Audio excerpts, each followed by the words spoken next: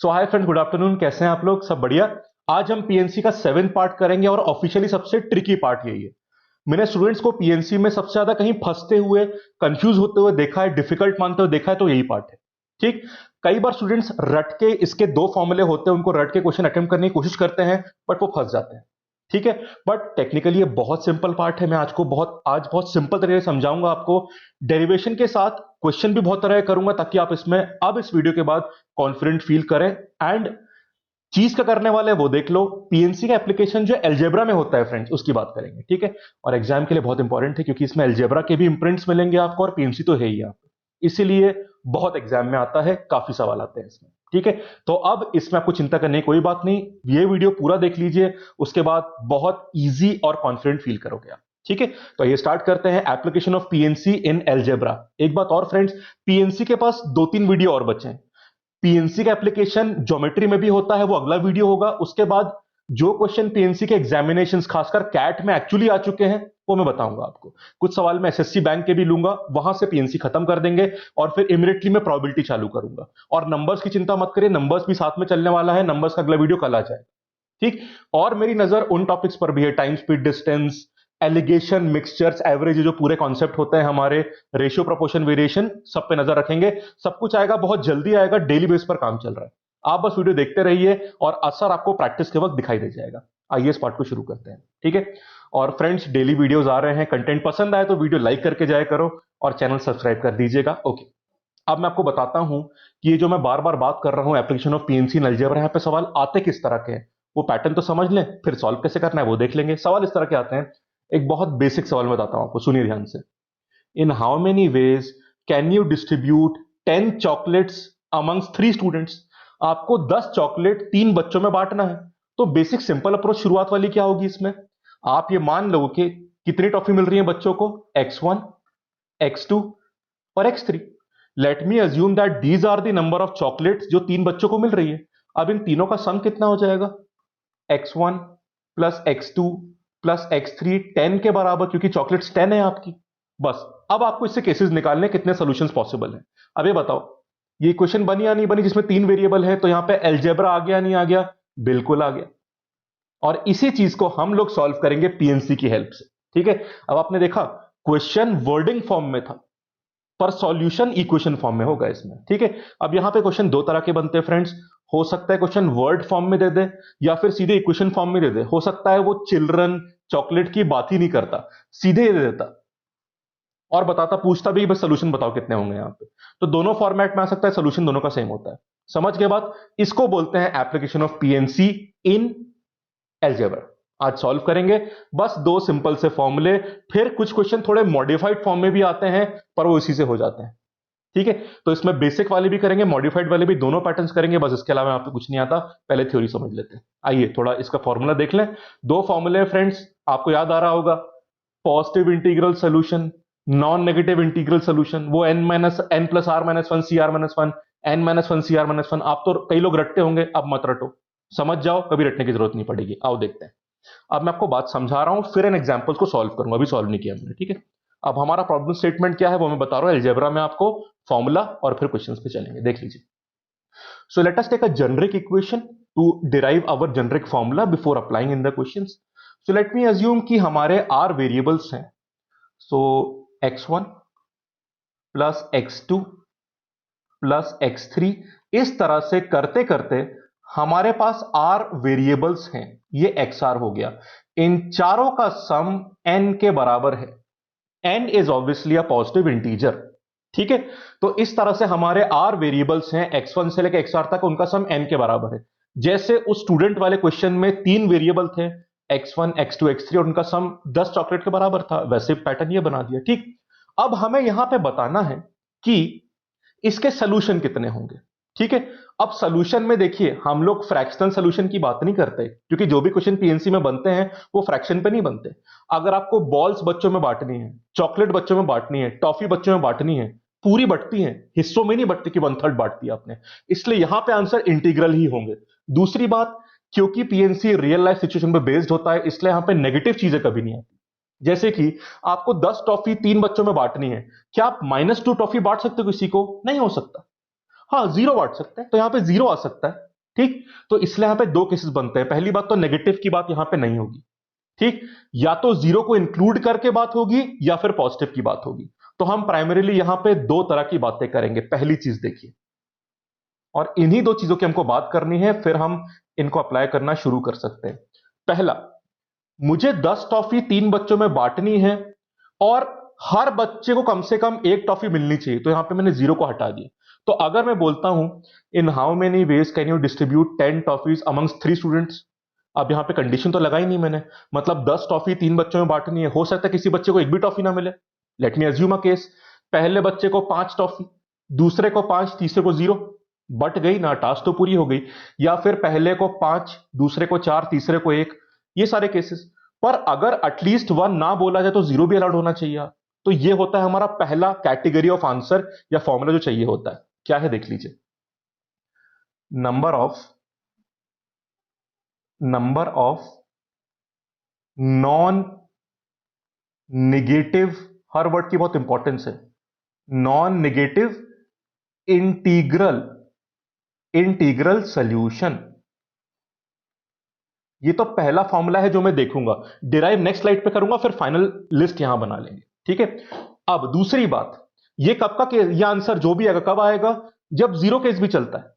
मुझे 15 balls 4 boxes में रखनी है और कोई जीरो बॉल वाला बॉक्स भी हो सकता है, तो तब ये मानूंगा। क्या मानूंगा, मुझे नेगेटिव नहीं चाहिए, it should B non negative और इंटीग्रल होना चाहिए, पर जीरो चलेगा। तो नॉन नेगेटिव का मतलब क्या होता है, सारे पॉजिटिव और जीरो भी चलेगा, ठीक है। चलो, नॉन नेगेटिव का मतलब, नॉन नेगेटिव इंटीग्रल को आप होल नंबर भी मान सकते हैं। वैसे मैं नंबर्स में कल पढ़ाऊंगा आपको क्लासिफिकेशन ऑफ नंबर्स, उसमें आपको पता चलेगा होल नंबर्स क्या होते हैं। होल नंबर्स में सारे पॉजिटिव इंटीजर आता है और जीरो भी आता है। खैर, क्या होगा बाद में बताऊंगा। दूसरा पार्ट लिख लो कि चाहिए क्या हमको। दूसरे पार्ट में जब बोल दिया कि भाई 10 टॉफी बांटो 3 बच्चों में, पर सबको कम से कम एक टॉफी मिलनी चाहिए, मतलब पहले को 5, दूसरे को 5, तीसरे को 0, ये नहीं चलेगा। एटलीस्ट 1 सबके पास होनी चाहिए, ज्यादा है तो और अच्छी बात है। तो इस केस में नॉन नेगेटिव से काम नहीं चलेगा। इंटीग्रल वाली बात तो मान ली मैंने आपकी, पर जीरो नहीं चलेगा यहां पे, तो जीरो हटाना है। तो क्या लिखेंगे, बड़ा सिंपल, ये देख लो, पॉजिटिव बोल दो सीधा। पॉजिटिव में नेगेटिव तो अपने आप हट ही गए, जीरो भी हट गया, जीरो पॉजिटिव तो होता नहीं है। लिख दो, number of number of positive positive integral solution. बस, हमको ये दो बातें फाइंड करनी है, दो फॉर्मूले फाइंड करने हैं पीएनसी की फॉर्म में, और फिर हम क्वेश्चंस के लिए बिल्कुल तैयार होंगे फ्रेंड्स। और इनका डेरिवेशन बहुत सिंपल है, चलो डिराइव करते हैं। पहले पार्ट की तरफ ध्यान दीजिए। हमें चाहिए number of non negative integral solutions, ठीक है। नॉन नेगेटिव चाहिए, बड़ा सिंपल है। अब देख लो, एक बहुत सिंपल काम करते हैं, आप इसको थोड़ा अलग तरीके से इमेजिन करो। मैं इस स्लाइड में प्रूव कर रहा हूं इस बात को। अब पहले बार में किसकी कर रहा हूं, नॉन नेगेटिव इंटीग्रल सॉल्यूशन की बात कर रहा हूं। x1 plus x2 plus x3, derivation में कोई स्टेप्स नहीं है, बस एक अंडरस्टैंडिंग चाहिए आपको। कोई बहुत लंबे स्टेप्स यहां पे नहीं है, पर वो अंडरस्टैंडिंग बहुत जरूरी है एग्जामिनेशन के लिए। देखो आप, अब फ्रेंड्स इसको कैसे इमेजिन करो आप ये मानो क्लास में r स्टूडेंट्स हैं, उनको n बुक्स बांटनी है, एज सिंपल एज दैट। तो एक काम करते हैं, एन बुक्स या बॉल्स, चलो एन बॉल्स मान लेते हैं। तो पहले मैंने एन बॉल्स को यहां पे जमा दिया, ये टेबल में मेरे पास एन बॉल्स रखी हुई हैं, क्योंकि इन्हीं को तो बांटना है। एन बॉल्स यहां पे रखी हुई हैं। पता है फ्रेंड्स प्रॉब्लम क्या है इस फॉर्मूले की, कि इस फॉर्मूले को देख के लगता है पता नहीं कौन सा रॉकेट साइंस अलजेब्रा का लगाया हुआ डेरिवेशन निकालने के लिए, पर डेरिवेशन इतना सिंपल है कि आप यकीन नहीं करेंगे। देखें यहां पे, ठीक है, बस पीएनसी का थोड़ा अंडरस्टैंडिंग होना चाहिए। अब देखिए, एन बॉल्स रखी है, ठीक है। मुझे इन एन बॉल्स को कितने हिस्सों में तोड़ना है, आर हिस्सों में। अब उनको आप स्टूडेंट बोल लो या बॉक्सेस बोल लो, इन एन बॉल्स को आर बच्चों में बांटना है, ठीक। तो बेसिकली मुझे इस पूरे स्ट्रक्चर में, जहां पे एन बॉल्स टेबल पे रखी हुई है, मुझे आर बॉक्सेस क्रिएट करने हैं, आर कंपार्टमेंट्स क्रिएट करने हैं, आर हिस्से क्रिएट करने हैं। आर भी क्लियर। अब उसके लिए पार्टीशन लगाना पड़ेगा। जैसे कि मैंने एक पार्टीशन, एक दीवार लेके आ गया, वॉल लेके आ गया, मैंने एक वॉल यहां पे खड़ी कर दी, ये मैंने वॉल खड़ी कर दी। अब एक वॉल खड़े करने से दो हिस्से बन गए ना, दो बॉल इसके पास आ गई, बाकी बॉल n-2 उधर चली गई, तो दो हिस्से बने या नहीं बने। अगर दो बच्चों में मुझे इन n बॉल्स को बांटना होता तो मैं एक वॉल लगाता या एक पार्टीशन लगाता। एक और लगा दो। अब यहां पे मैंने दो पार्टीशन लगा दिए, दो पार्टीशन से तीन हिस्से बन गए आपके। पहले हिस्से में यहां पे दो बॉल्स हैं, दूसरे बच्चे के पास 3 बॉल्स, बाकी जो n-5 बची वो तीसरे बच्चे के पास चली गई।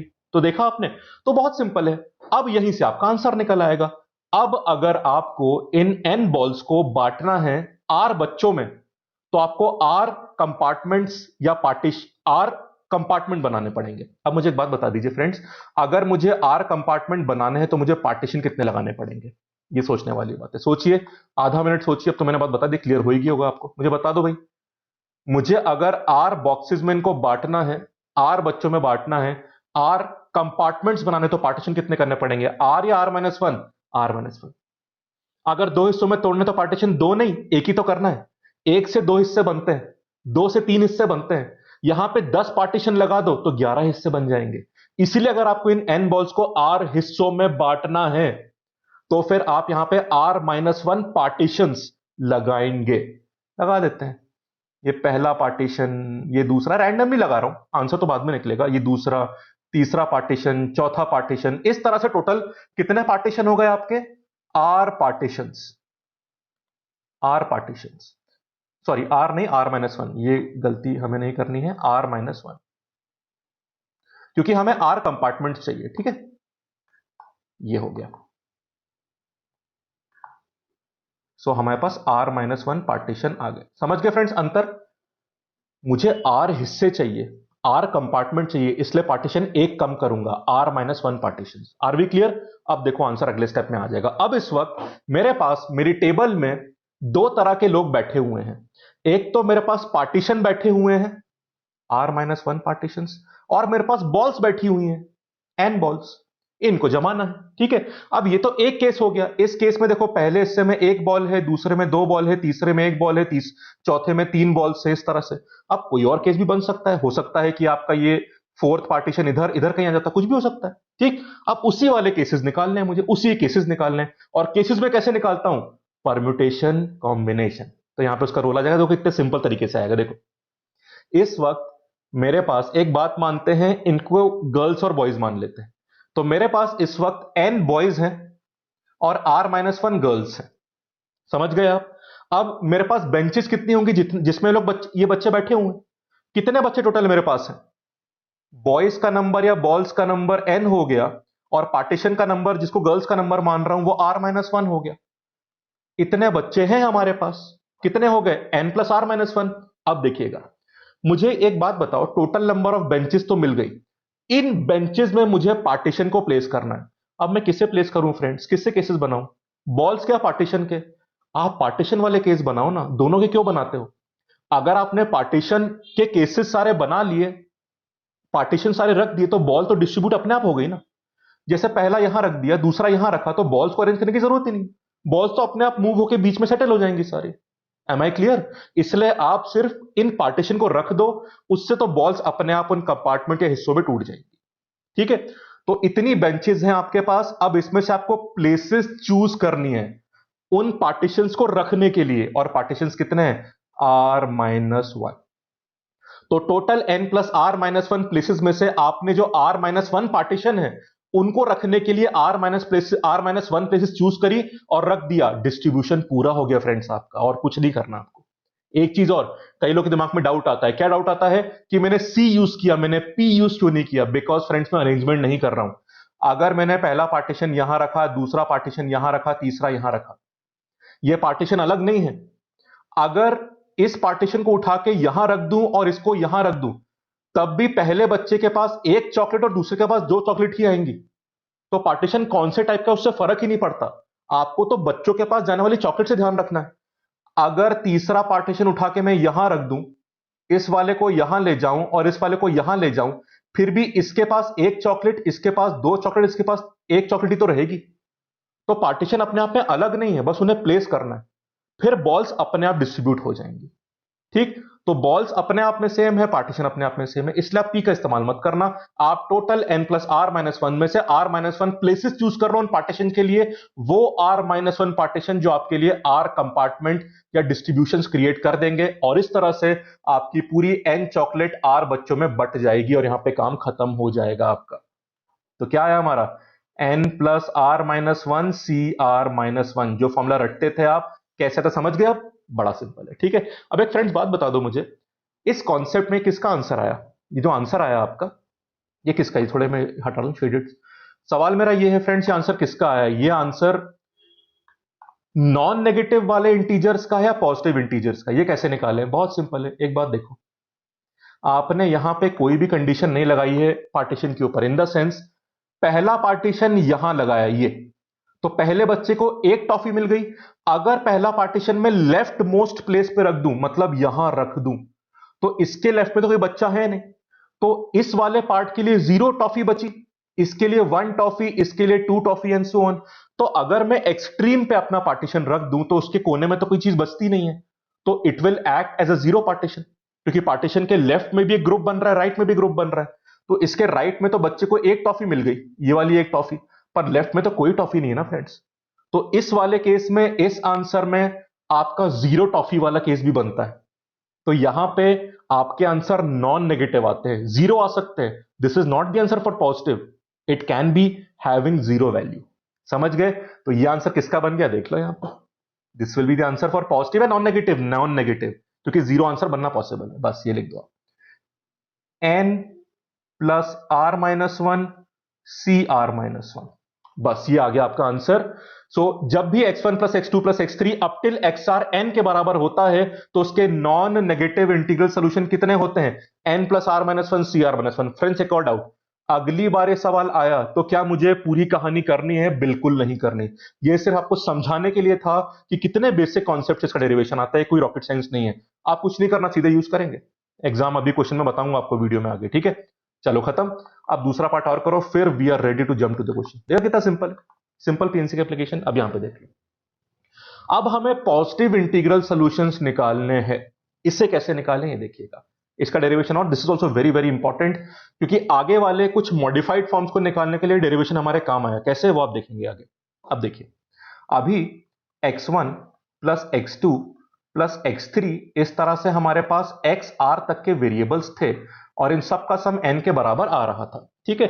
इस केस में अगर मुझे 0 अलाउड है, मतलब इनमें से कोई भी वैल्यू 0 हो सकती है, तो फिर मुझे नॉन नेगेटिव इंटीग्रल सॉल्यूशन मिलते हैं। उसका आंसर क्या मैं निकाल चुका हूं, n plus r minus one c r minus one. अब इसी से अगला पार्ट निकलता है फ्रेंड्स, ठीक है? बेसिकली अगर आपको नॉन नेगेटिव आंसर चाहिए तो आंसर लिखा हुआ है, अब उसने कंडीशन लगा दी, बस उस कंडीशन को इस फॉर्मूले में इनकलकेट या इंक्लूड करना है बस, और हमारा नया आंसर आ जाएगा।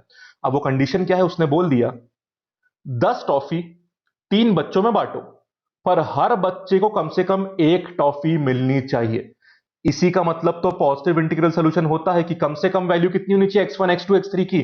1, 0 नहीं चलेगा। तो एक्स्ट्रा कंडीशन क्या आ गई देख लो आप, extra condition is that x1 should be more than equal to 1। पिछले वाले में क्या कंडीशन थी? It should be more than equal to 0, यहां पे 1 वाली कंडीशन, क्योंकि पॉजिटिव का स्मॉलेस्ट नंबर 1 होता है। उसी तरह से x2 क्या होना चाहिए? More than equal to 1। ये कहानी चलती रहेगी।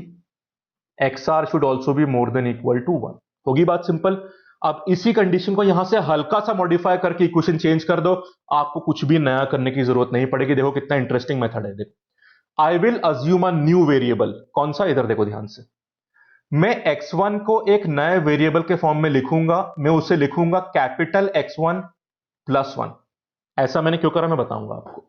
मैं x2 को एक नए वेरिएबल के फॉर्म में लिखूंगा कैपिटल x2 प्लस 1। उसी तरह से मैं x3 को नए वेरिएबल के फॉर्म में लिखूंगा कैपिटल x3 प्लस 1। यही काम मैं xr तक करता जाऊंगा। अब यहां पे ध्यान दीजिएगा फ्रेंड्स, x1 कम से कम, देखो हमारे पास प्रॉब्लम पता है क्या है? हमारे पास आंसर के फॉर्म में सिर्फ ये फॉर्मूला है, और इस फॉर्मूले की मजबूरी ये है, ये फॉर्मूला सिर्फ उस इक्वेशन के वेरिएबल्स का आंसर निकाल सकता है जहां पे मिनिमम लिमिट 0 होती है। पॉजिटिव का ध्यान या 0 को हटाने वाला काम ये नहीं कर सकता। तो अगर 0 को इंक्लूड करने वाली कंडीशन में इक्वेशन को हम लोग कन्वर्ट कर पाते हैं, तो यही फॉर्मूला हमको आंसर दे देगा। और वही प्रयास या कोशिश हम लोग कर रहे हैं कि हम ऐसे नए वेरिएबल्स ला पाए जो 0 वैल्यू भी ले पाए पॉजिटिव के साथ साथ, क्योंकि तब ये केस नॉन नेगेटिव का बन जाएगा, जिसका आंसर हमको यहां फर्स्ट पार्ट में पता है, और वही कोशिश कर रहे हैं, इसलिए हमने ऐसा कर दिया। अब एक बात बताओ फ्रेंड्स, अगर मैं नए capital x1 capital x2 capital x3 इनके टर्म में इक्वेशन बनाऊंगा, क्या ये कैपिटल वेरिएबल 0 हो सकते हैं? हाँ ये हो सकते हैं। देखा आपने क्यों? देखो x1 0 हो गया, कैपिटल वाला। तो what is capital X1 plus one, what is 0 plus one, 1। तो जब हमारा कैपिटल X1 की 0 वैल्यू होगी तब स्मॉल x1 1 होगा, अपनी मिनिमम वैल्यू ले लेगा। ठीक है, तो अगर हम इन स्मॉल एक्सेस को कैपिटल X से रिप्लेस कर लेते हैं तो ये कैपिटल X 0 वैल्यू भी ले सकते हैं, क्योंकि उनमें सब में प्लस 1 हो रहा है, इस कारण से स्मॉल वाले मिनिमम 1 बने रहेंगे, वो 0 की मजबूरी तक नहीं आएंगे। ठीक, तो इसलिए एक्स्ट्रा प्लस 1 करके। अब एक बात बताओ, जब ये 0 होगा तब ये 1 हो जाएगा ना, तो मिनिमम 1 बना रहेगा। उसी तरह से जब उल्टा देख लो, x2 जब मिनिमम 1 हो सकता है, 0 तो हो नहीं सकता, पर जब x2 1 है तब जब स्मॉल x2 मिनिमम 1 रखने वाला बोल रहा है कंडीशन हमको, तो जब उसको वो 1 रख देते हैं तब कैपिटल X2 मिनिमम कितना हो सकता है, 0। तो इस कारण से अगर मैं कैपिटल में लाता हूं तो इनको 0 की परमिशन मिल जाएगी। कर दो रिप्लेस, रिप्लेस कर दो। x1 की जगह में मैं इस इक्वेशन को चेंज कर रहा हूं अपने नए अजम्पशन से। ठीक है, समझ गए ना। x3 जो स्मॉल वाला है इसका मिनिमम 1 चाहिए, जब ये मिनिमम 1 है तो कैपिटल X3 0 हो सकता है, बिकॉज यहां पे प्लस 1 हो रहा है। यही सब्स्टिट्यूशन करेंगे। चलो पुट कर दो ऊपर वाली इक्वेशन में। x1 कितना है, capital X1 plus 1। Small x2 कितना है, कैपिटल से रिप्लेस कर लो, कैपिटल X2 प्लस 1। ये तो सारे वेरिएबल्स हैं ना, आप रिप्लेस आराम से कर सकते हो। यही काम करते जाओगे, x3 कितना हो जाएगा, कैपिटल X3 प्लस 1। इस तरह से करते करते आखिरी में XR कितना हो जाएगा, small XR, capital XR plus 1। Right side में तो हमारा n बैठा हुआ है, जितनी चॉकलेट्स हमको बांटनी है। ठीक है, अब एक बात बताओ, सारे 1 को इकट्ठा कर ले, 1 कितनी बार आएगा। अच्छा, एक ध्यान रखना, ध्यान ये रखना कि R को कैपिटल R मत कर दो यार, R तो स्मॉल R ही होगा, X कैपिटल तो X है ना। हाँ यार, सारे 1 इकट्ठा कर देते हैं, तो ये क्या बच गए हमारे, X1 कैपिटल है सारे, अब स्मॉल गायब हो गए, X2 X3। ये कहानी लगभग पूरा आपकी XR तक जाएगी। इसके साथ साथ मुझे बताओ 1 कितने हो गए आपके, 1 R बार आ रहे हैं, क्योंकि यहां पे R टर्म्स है लेफ्ट साइड में, सब में 1 आ रहा है, तो 1 plus 1 plus 1 R times R आ जाएगा, उसको राइट में ले आओ, n माइनस R। अब इस इक्वेशन में जो लेफ्ट में वेरिएबल है आपके, क्या ये वेरिएबल्स 0 वैल्यू ले सकते हैं, हाँ ये ले सकते हैं। लॉजिक समझा दिया मैंने आपको। सो x1 कैपिटल है सारे, x2 x3, ये सारे values have to be more than equal to 0। अब इनका 0 अलाउड है, क्योंकि प्लस 1 पहले कर लिया आपने। ठीक है, और वो प्लस 1 राइट साइड में माइनस बन के निकलता है। ठीक, अब एक बात बताओ, अब can you use this formula और नॉट, यस, क्योंकि अब मेरे वेरिएबल्स दोबारा नॉन नेगेटिव इंटीग्रल सोल्यूशन की लिमिट में आ चुके हैं, इनकी पॉजिटिव वाली जिद खत्म हो चुकी है। ठीक है, तो अब ये फॉर्मूले को दोबारा इस्तेमाल कर सकते हैं, पर ध्यान रखिएगा लेफ्ट साइड में तो अभी भी R वेरिएबल्स। ये फॉर्मूला कौन सी इक्वेशन के लिए होता है फ्रेंड्स, ये वाला इसके लिए होता है ना, पर थोड़ा चेंजेस हुए या नहीं हुए। लेफ्ट साइड में तो अभी भी आपके R वेरिएबल्स हैं, पर राइट साइड में जो n होता है वो अब n माइनस R बन चुका है। तो अपने इस इक्वेशन में n को n माइनस R से रिप्लेस कर देना, बस इतना काम कर देना, जो आंसर आएगा उसको आप यूज कर सकते हो। तो just replace the right side n with n minus R, क्योंकि लेफ्ट में तो R वेरिएबल्स ही हैं आपके, कर देते हैं रिप्लेस। तो ये जो n लिखा है ना, कहां गया ये वाला, इसको रिप्लेस कर दो किससे, n माइनस R से। बाकी पूरा सेम लिखो, n के बाद क्या लिखो, प्लस R माइनस 1, नीचे है CR माइनस 1। सॉल्व कर दो, R कैंसिल हो गए, माइनस R और प्लस R, तो क्या बचा, n माइनस 1 CR माइनस 1। यही रटते थे ना आप, इस तरह से आता है फ्रेंड्स। तो पिछले वाले से आता है। किसका आंसर आ गया मुझे बता दो, this is the answer for positive integral solution, जो हमने यहां कंडीशन शुरू करी थी। बस हल्का सा सब्स्टिट्यूशन वाला प्लस 1 करके रिप्लेसमेंट करना पड़ा, और फिर हमें नया आंसर मिल गया। Let us right the answer over here. So number of positive integral solution कितने होते हैं ऊपर वाली इस इक्वेशन के लिए, n minus 1 CR minus 1। Both the equations are ready for you to be used in the question. अब बड़े आराम से हो जाएगा फ्रेंड्स। ठीक है, तो अब सुन लीजिए, अगर मेरे पास इक्वेशन इस तरह की है जहां पे R वेरिएबल्स ऐड हो रहे हैं और राइट साइड n बन रहा है, और यहां पे इंटीजर की जगह है फ्रेंड्स, यहां पे फ्रैक्शंस लेंगे, ध्यान रखना। ठीक है, तो अगर इस फॉर्म की इक्वेशन है और मुझे पहले आंसर क्या चाहिए, I need non negative integral solution, तो ये रहा n plus R minus 1 CR minus 1। ठीक है, और अगर मुझे चाहिए पॉजिटिव इंटीग्रल सोल्यूशन, तो आंसर क्या है, n माइनस 1 CR माइनस 1। ठीक, 10 सेकंड या 30 सेकंड वीडियो पॉज करके एक बार मेमोराइज कर लो इसको ठीक से, क्योंकि अब अप्लाई करने वाले हैं। अब पूरा समझा दिया मैंने आपको, अब डाउट की बात तो नहीं ना, रटने की जरूरत तो नहीं पड़ेगी ना, बढ़िया। अब हम क्वेश्चन पर आते हैं, देखना कितने आराम से क्वेश्चन हो जाएंगे। Am I clear? चलिए शुरू करते हैं questions. Let us start the questions. अब याद कर लेना फ्रेंड्स, मैं बार बार इसको रिपीट नहीं करूंगा। सी की वैल्यूज कैसे निकालते हैं वो तो मैंने आपको फोर्थ लेक्चर में बता ही दिया था, कि जैसे 10C2 14C3 सब कैसे निकालते हैं, वो मैं रिपीट नहीं करूंगा। पार्ट 4 देख लेना, पीएनसी का मिल जाएगा आपको। ठीक ठीक है, चलो अब क्वेश्चन करना शुरू करते हैं। खेल खत्म। फ्रेंड्स एक बात और बताऊं आपको, जो मैं लास्ट में क्वेश्चन करवाऊंगा है, आपने देखा जब मुझे मेरे वेरिएबल्स में कुछ एडिशनल लोअर लिमिट दी जाती है, ये वाली, तो उसके बाद भी मॉडिफाई करके मैं आंसर निकाल सकता हूं। तो देखिए यहां पे लोअर लिमिट क्या थी, सेकेंड पार्ट में जो मैंने आंसर निकाला पॉजिटिव इंटीजर के लिए, कि सबकी वैल्यू कम से कम 1 होनी चाहिए। अगर मैं सबकी वैल्यू कुछ और रखूं कि भाई x2 1 नहीं, x2 कम से कम 3 होना चाहिए, मतलब 10 टॉफी 3 बच्चों में बांटो और दूसरे बच्चे को कम से कम 3 टॉफी मिलनी चाहिए, तो लोअर लिमिट 1 नहीं 3 हो गई। पर अप्रोच बिल्कुल सेम लगेगी और मैं करके दिखाऊंगा आपको कि कितने आराम से आंसर आता है। तो और लोअर लिमिट हम कुछ और भी या सबकी अलग भी रख सकते हैं, फिर भी आंसर बहुत आराम से आएगा। और इस चीज को एग्जामिनर बहुत पूछते हैं, जब वो सबकी लोअर लिमिट अलग रखता है, हम काउंटिंग में कंफ्यूज रहते हैं, जबकि एक्चुअल आंसर सिर्फ 10 सेकंड में आना होता है। कराऊंगा भी आपको, ठीक है, उसमें डेरिवेशन काम आएगा। ओके चलो, अब अरे तो क्वेश्चन ही हो गया, कहां कर रहा हूं मैं, चलो ये पे करवा देते हैं, ठीक है। ओके, बड़ा सिंपल, अब मैं 2-3 सवाल करूंगा, सॉल्व हो जाएगा। सवाल पढ़िए, इन how many veg 12 chocolates can be distributed among 3 boys.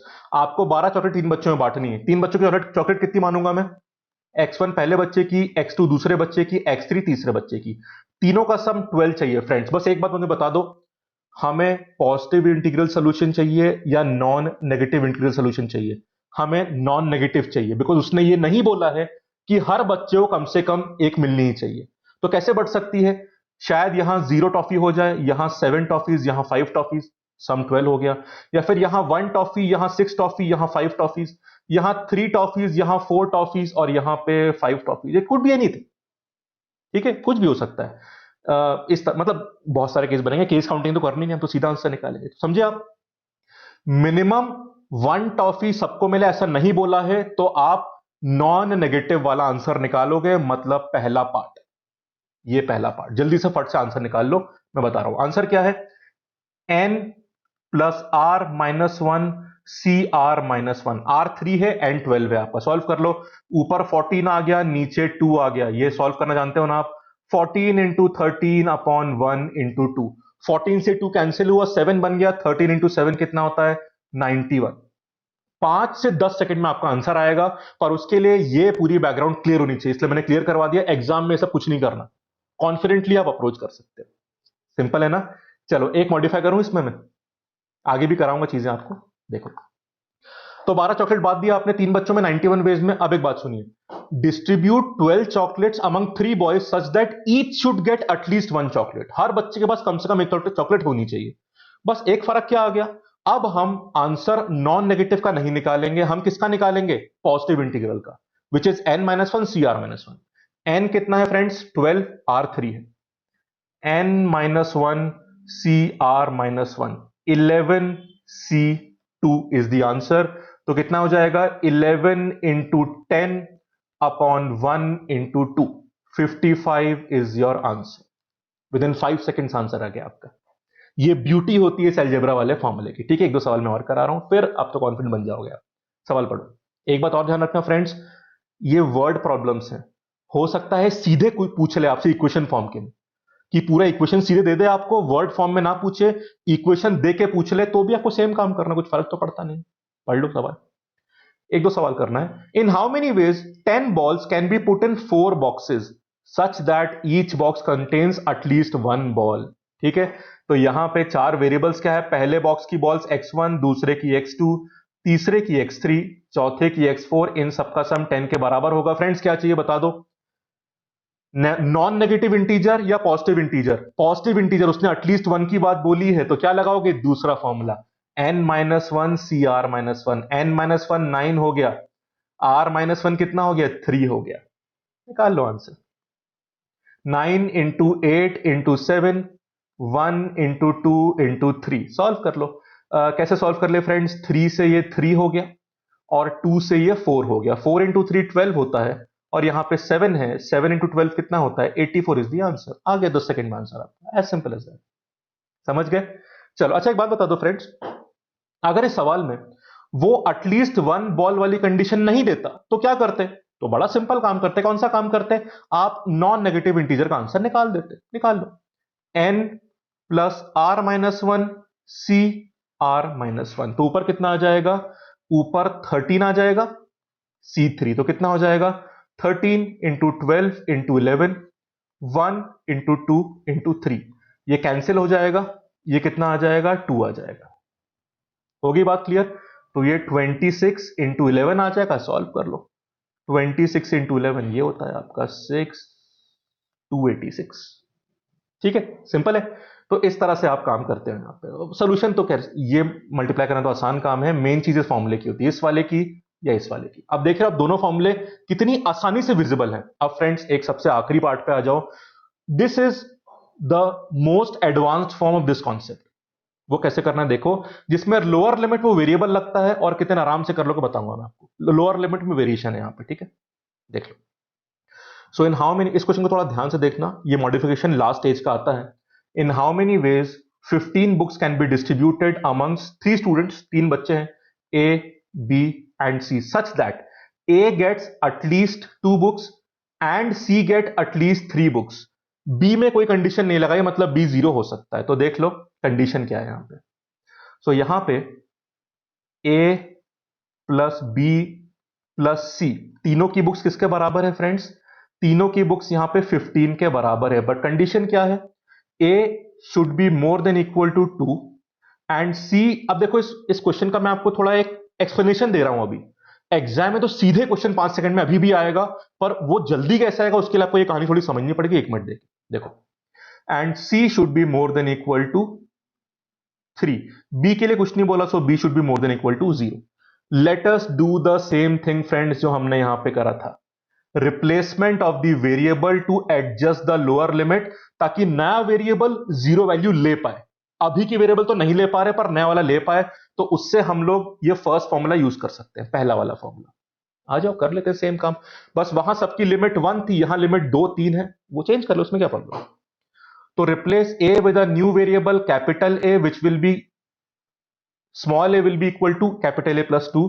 Small C क्या बना देंगे? Capital C plus 3। क्यों वो मैं बताऊंगा। बी में कोई चेंज करने की जरूरत नहीं, तो फिर आप बी को ऐसे रहने दो, कोई चेंज करने की जरूरत नहीं उसमें। ठीक है, अब फर्क क्या हो जाएगा देखो, सी की मिनिमम वैल्यू 3 हो सकती है, तो जब सी अपनी मिनिमम 3 वैल्यू लेगा तब कैपिटल सी 0 हो सकता है, बिकॉज प्लस 3 के साथ है वो। उसी तरह से जब ए अपनी मिनिमम 2 वैल्यू लेगा तब कैपिटल ए 0 ले सकता है, बिकॉज प्लस 2 हो रहा है। तो आपके नए वेरिएबल्स जो आएंगे वो 0 वैल्यू ले सकते हैं, तो उसमें हम लोग नॉन नेगेटिव का फॉर्मूला बड़े आराम से लगा सकते हैं। रिप्लेस कर दो, ऊपर वाले इसमें रिप्लेस कर दो। ए कितना हो जाएगा? Capital A plus 2। बी को बी रहने दो, मैं कैपिटल बी लिख देता हूं, पर कोई चेंज नहीं करना इसमें, it's one and the same thing, capital B and replace C with capital C plus 3। ये पूरी कहानी 15 के बराबर है। ठीक है, अब लेफ्ट में आपका ए प्लस बी, सॉरी, तो लेफ्ट में आपका ए प्लस बी प्लस सी रह जाएगा, राइट साइड में 15 पहले था, और लेफ्ट से 3 प्लस 2 5 आएगा, तो व्हाट इज 15 माइनस 5? 10 रह जाएगा। अब जो ये आपके नए वेरिएबल्स हैं A B C, capital A capital B capital C, इनमें कंडीशन क्या है? कोई कंडीशन नहीं है, they can be more than equal to 0, they can be non negative integer. तो लोअर लिमिट हटा दिया आपने, अब फॉर्मूले के लिए तैयार हो। तो देख रहे हो कितना सिंपल मॉडिफिकेशन है और आंसर आ जाता है। चलो निकालो आंसर किसका फ्रेंड्स? पॉजिटिव का, नॉन नेगेटिव का? नॉन नेगेटिव, क्योंकि अब 0 पे ले आए इन लोगों को, लोअर लिमिट को। कर लो सॉल्व। एन में आंसर निकाल रहा हूं यहां पे, n plus r minus one c r minus one, तो कितना हो जाएगा? ऊपर 12 आ गया, ठीक है, नीचे C2 आ गया। सॉल्व कर लो, 12 into 11 upon 1 into 2, 66 is your answer. समझ गए? अब ये लोअर लिमिट चेंज करने वाला जो काम किया, अब एग्जाम में करने की जरूरत नहीं, क्योंकि प्रोसेस तो समझ गए ना। आप एक बात समझे, सबकी लोअर लिमिट, इसकी 3 थी, इसकी 2 थी, अल्टीमेटली सारी लोअर लिमिट्स राइट साइड से माइनस ही तो होती हैं। 15 से माइनस ही तो हुई, और आपका नॉन नेगेटिव इंटीजर केस बन गया। तो इतनी कहानी करने की जरूरत क्या, सीधे आंसर निकाल दो। अब देखो एग्जाम में सॉल्व कैसे करना बताता हूं मैं आपको। इसको पूरा हटा दो, ये देखो, ठीक है। अब 3 वेरिएबल है, मैं सीधे आंसर बताता हूं आपको। 3 वेरिएबल का सम 15 के बराबर है, पर लोअर लिमिट 1 की 2 है, 1 की 3 है। What is 3 plus 2? 5। 15 में से 5 माइनस कर दो, 10 बच जाएगा। आप सीधे नॉन नेगेटिव इंटीजर आंसर निकाल दो, जिसमें n तो 10 बन गया 15 माइनस 5, और r तो 3 क्योंकि 3 बच्चे, निकालो सीधा answer. n plus r minus 1 c r minus 1, सीधा आंसर निकलेगा दिस इज 12c2, जो कितना होता है 66। 5 सेकंड में आंसर आएगा, पर इस आंसर को इस लेवल तक लाने के लिए आपको बैकग्राउंड वाली कहानी और ये जो स्टेप था इसको समझना बहुत जरूरी। तो समझ गए फ्रेंड्स, अगर लोअर लिमिट वेरिएबल लग रहा है तो भी जड़ी बूटी यहीं से निकलेगी, और कितना सिंपल है, समझ गए ना आप फ्रेंड्स?